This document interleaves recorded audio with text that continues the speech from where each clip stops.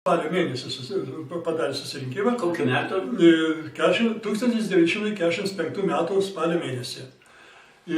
Susirinkę, jie išrinko Joną Semašką vadu ir jisai tapo, reiškia, visos Žemaitijos partizanų, reiškia, viso rinktinių, reiškia, vadu, kur buvo vėl atkurtas Žemaičių legionas. Kiek ten buvo partizanų? Nuskaičiuojama, kad, reiškia, nuo 2800 iki 3000. Didelis skaičius. Visas, bendrai paėmus visas rinktinės. Ir jisai stengiasi, kad, reiškia, kad tas koordinuot veiksmus, viską ir ne tik, kad Žemaitijai, bet visi, buvo toksai, Lietuva laukia, kad vėl turėtų prasidėti karas su Amerika.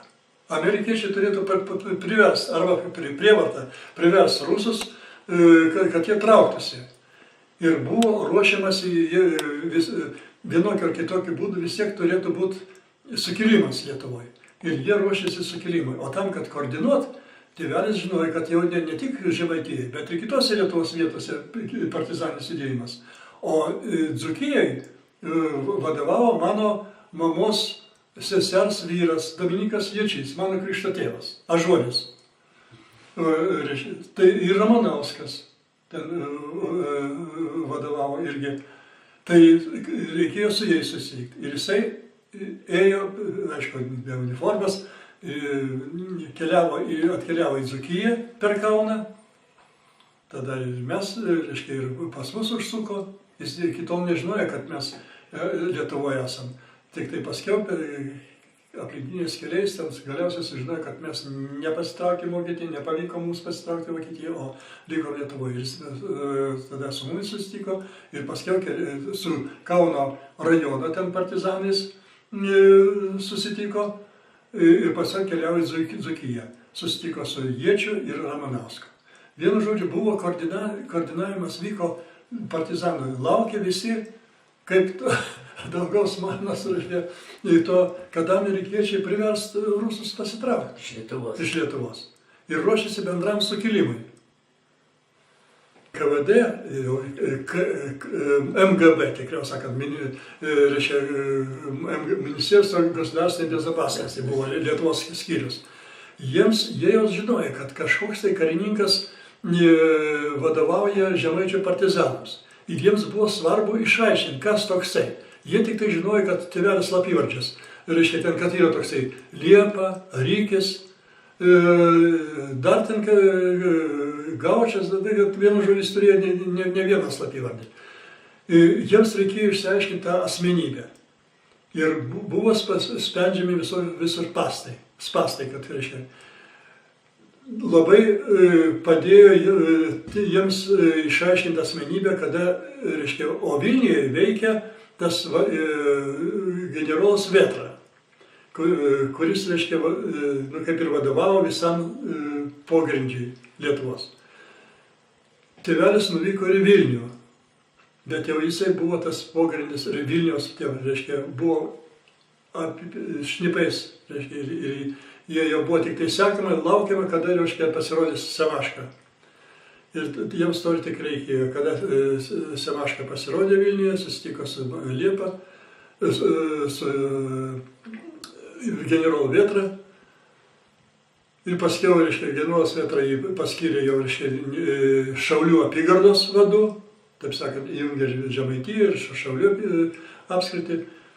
Ir atvykus ir grįžus atgal į Žemaitiją, neužilgo prasidėjo areštai, išdavystės ir 1946 metų balandžio 17 dieną tėvelis buvo areštuotas. Vyko, reiškia, į Telšių miestą ten susitikti su pogrindžio kai kuriais veikėjais, bet jau jis buvo sekamas. Ir kada jisai iš to susitikimo išėjo, ėjo nakties metu pro Telšių kapines, jį tenais staiga užpuolė, tam buvo tamsu, reiškia, šešiese užpuolė, reiškia, ir paskiau dar ten prisijungė, vienu žodžiu. Tie vyrukai saugumo užpuolė. Taip, saugumiečiai. Autošpuolį. Ir buvo areštuotas. Nu ir po to, reiškia, kada jau buvo areštuotas, tai ten jau jį, aišku, kankino visai. Galiausiai Vilnius sužinojęs, pareikalavo, kad atsiųstų į Vilnių jį kaip vadą. Ir tas Telšių saugumo viršininkas, papulkininkas Mamontovas, lydraštyje parašė: Семашко, аж русский так посмотрел, является особо опасным преступником для советской власти. Надо содержать его под особым наблюдением и даже на прогулку не выводить. Reiškia, ypatingai reikia prižiūrėti, jokios pasivaikščiojimus nėra, nes yra ypatingai pavojingas tarybų valdžios.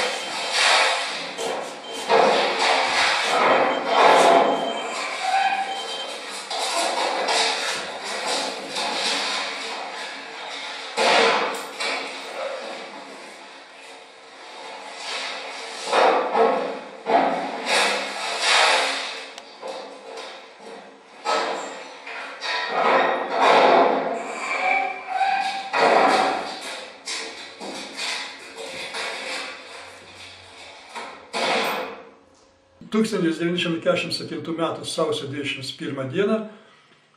buvo nužudytas, ne tik kad sušaudytas, buvo paskiau, kada aptikti jo palaikai, tai galvoj buvo rasta taisyklingos formos lūžiai du. Reiškia, buvo ne tik kad nušautas, bet ir dar su kirviu kirsta. Tarp kitko, jeigu jums teks būti kada nors aukų muziejuje, po stikliniam grindim guli kirvukas. Matyt, su juo ten, jeigu tenais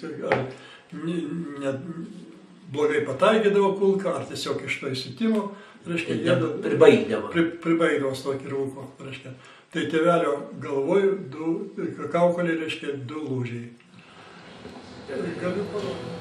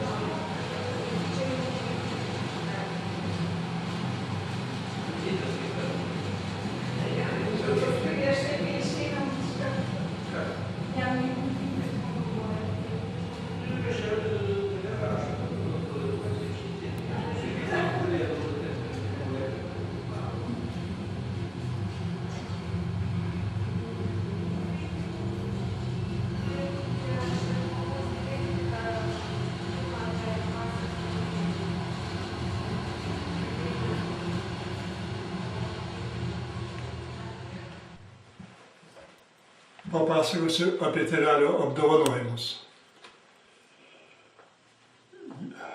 Buvo tėvelis apdovanotas Didžiojo Lietuvos kunigaikščio Gedimino 4 laipsnio ordino, kuris saugomas Tuskulėnuose.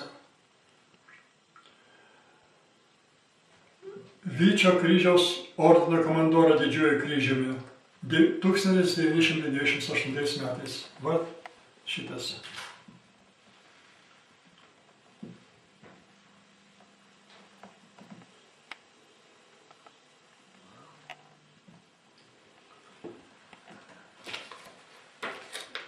Karo metais jis buvo apdovanotas karo nuopelnų 2 laipsnio kryžiumi su kalavijais 1943 metais po prasiveržimo iš Stalingrado. 1944 metais 2 laipsnio geležiniu kryžiumi,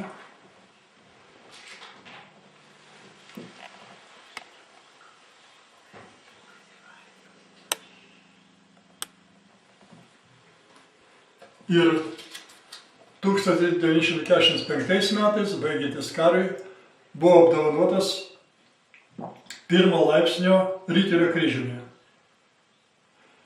Be to dar jis turėjo ir gavęs sidabrinį sužeistųjų medalį. Apie kitus apdovanojimus dėja aš duomenų neturiu, nors partizanai minėjo, kad pas jį ten buvo daugiau apdovanojimų, bet dėja duomenų apie tai neišliko.